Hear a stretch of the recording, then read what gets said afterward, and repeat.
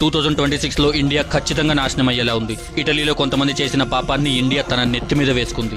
అసలు మ్యాటర్ ఏంటంటే, ఇటలీలో వికాన్జా అనే ప్లేస్ లో మిటెని అనే ఒక కంపెనీ ఉండేది. అక్కడ PFAS అనే కెమికల్ ని తయారు చేసేవారు. ఈ PFAS ఒక పెద్ద రాకాసి లాంటిది.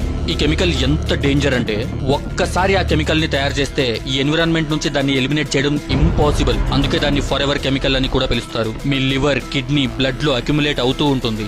ఇది మీ సెక్షువల్ ఫంక్షన్ ని కూడా డ్యామేజ్ చేస్తుంది అండ్ మిమ్మల్ని ఇన్ఫర్టైల్ కూడా చేస్తుంది. ఈ ఫ్యాక్టరీ దగ్గర ఉన్న జనాలకి అంతులేని వ్యాధులు వచ్చాయి. పిల్లలు క్యాన్సర్ తో చనిపోయారు. వాళ్ళని టెస్ట్ చేస్తే తెలిసింది వాళ్ళ బ్లడ్ శాంపుల్లో ఈ PFAS కెమికల్ ఉంది అని. ఇది తెలిసాక 30,000 మంది ఆ ఫ్యాక్టరీకి వ్యతిరేకంగా ప్రొటెస్ట్ చేశారు, కేసులు పెట్టారు. చివరికి 2018లో ఈ ఫ్యాక్టరీని క్లోజ్ చేశారు అండ్ దాని ఓనర్స్ కి 141 ఏళ్ల జైలు శిక్ష విధించారు. ఇక్కడితో అయిపోలేదు. ఇక్కడి నుంచే ఈ స్టోరీ ఇంకా డార్క్ అవుతుంది.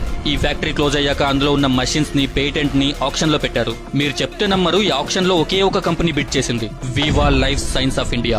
బికాజ్ మిగతా కంట్రీ వాళ్ళు భయపడ్డారు, దీనివల్ల వాళ్ళ ప్రజలు చనిపోతారేమోనని. మరి మన కంట్రీలో జనాల ప్రాణాలకి విలువే లేదు.